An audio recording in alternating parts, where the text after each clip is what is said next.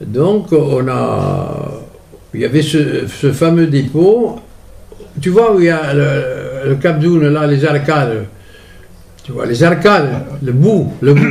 Et là tu as il y a encore le souterrain. Il y a un souterrain immense. Ça, c'était un dépôt de munitions incroyable. Si jamais... Mais imagine-toi, qu'on balance une grenade là-dedans. Mais on fait sauter tout Cap d'Oune. Mais je ne sais pas pourquoi on ne l'a pas fait. C'est ça qui m'étonne.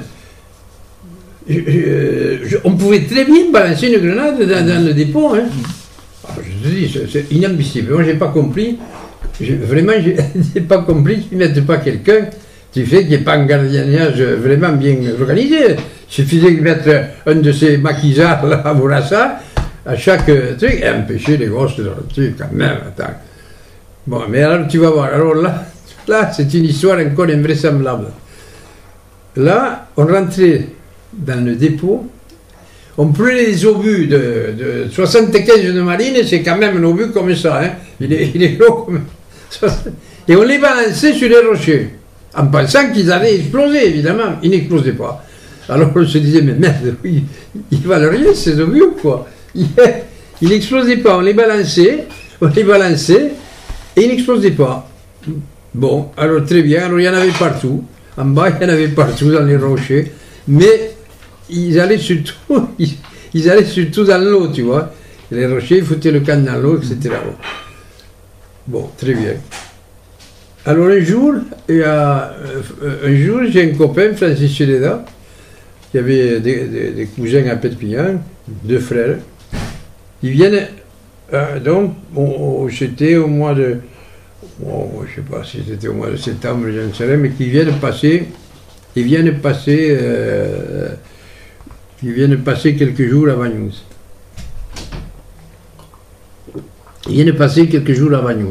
Bien. Et tous les gosses, on était en train de pêcher. En bas. Et puis voilà que mon copain, celui-là, me dit... Oh, il y a mes cousins, ils voudraient voir, ils voudraient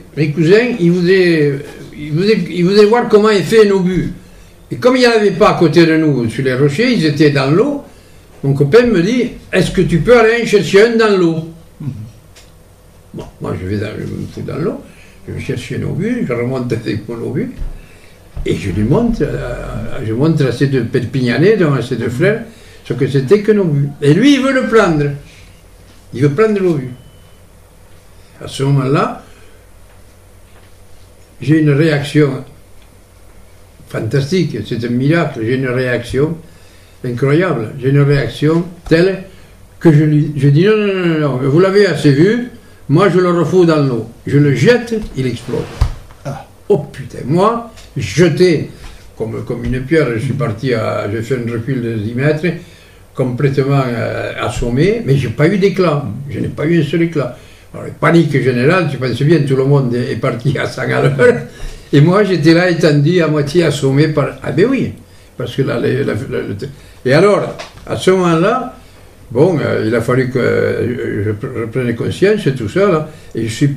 Alors, tout affolement dans le village, évidemment, tout de suite ça s'est répandu, moi je suis allé à la maison, tout ça. Quand ma mère m'a vu, évidemment, elle a vu dans quel état j'étais, tout ça. Parce que ça, j'ai pas dormi pendant 3 mois, là. Alors, pendant 3 mois, je me suis vu... tu sais, je faisais des cauchemars où j'étais cassé en 1000 morceaux, tu vois. Alors, bien. Alors, le truc, j'ai été obligé d'aller à la mairie avec ma mère pour expliquer ce qui s'était passé. Mais tu verras, cette histoire, elle va beaucoup plus loin. Alors, pourquoi il n'explosait pas quand on est jeté dans l'eau, et pourquoi il avait explosé alors qu'il est... Alors ça, c'est un mystère, c'est vraiment un mystère. Bien, les autorités militaires se sont posées quand même des questions. Ils ont dit, merde, s'il y en a un qui explose, les autres peuvent exploser. Donc il peut y avoir un massacre là. Ils ont fait venir 2 prisonniers allemands, 2 artificiers, pour savoir si on pouvait avoir une réponse à cette explosion, tout ça. Et donc, les deux prisonniers allemands, on les envoie à Cap d'Oune, essayer de récupérer, ils voulaient récupérer tous les obus, les mettre, faire un tas, et puis après les amener, les faire exploser en mer, j'en sais rien. Et voilà que, moi je n'ai pas assisté à ça, mais après ça m'a été raconté. Voilà qu'un des deux prisonniers rentre dans l'eau, prend un obus et le balance à son copain. Dès qu'il a touché l'obus, il est parti en 1000 morceaux, décapité, l'autre éventré comme un truc, tous les deux morts. Les deux Allemands ont été morts. Alors là ça devient sérieux, couillon. Alors là, on s'est dit, mais attention, ça devient de plus en plus grave. Alors ils ont fait venir un officier de l'artillerie, un officier allemand de l'artillerie, pour savoir, putain, pourquoi ces obus, on les balançait de Cap Tourne, ils n'explosaient pas, et quand ils étaient dans l'eau, ils explosaient. Alors le gars a expliqué. Le gars dit, voilà, 75 marines allemands, il y a deux catégories. Il y a le fusant et le percutant. Le fusant, c'est une chose, le percutant, c'en est une autre. Dans le percutant, à l'ogive de l'obus, tu vois, l'ogive de l'obus, il y a un trou avec de la matière plastique pour empêcher le culbuteur là, qui déclenche je ne sais pas comment ça s'appelle, mais en fait il y a une matière plastique dans un trou. Quand le serveur de canon met l'obus dans le canon, il a un outil, avec cet outil il enlève la matière plastique, et à ce moment là l'obus, à peine touché, il explose. Il est amorcé. Il est amorcé, voilà. Le obus est amorcé immédiatement. Alors, ils se sont dit, merde, ça devient grave, comment on va faire? Ah oui, les obus, ils étaient vachement dangereux.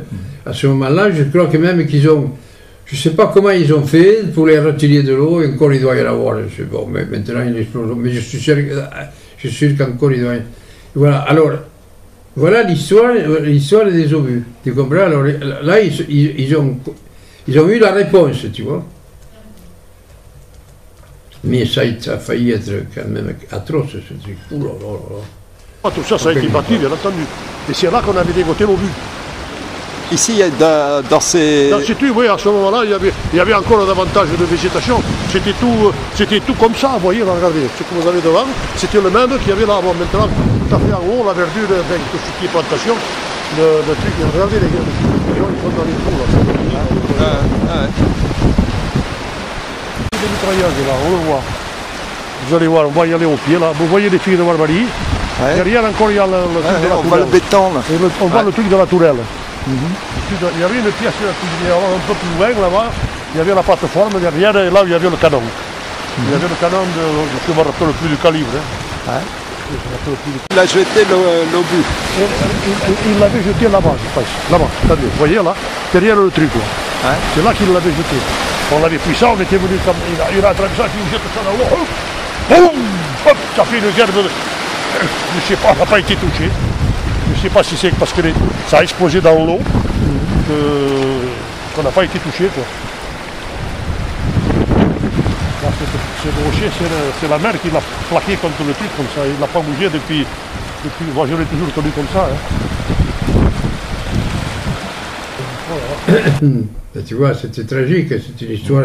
Ah oui, alors, mais non, ce que je n'ai jamais compris, je te dis, pourquoi on n'a pas balancé une grenade dans le dépôt? Dans la tête d'un enfant, ça devait faire un feu d'artifice magnifique. Moi, on aurait pu le faire.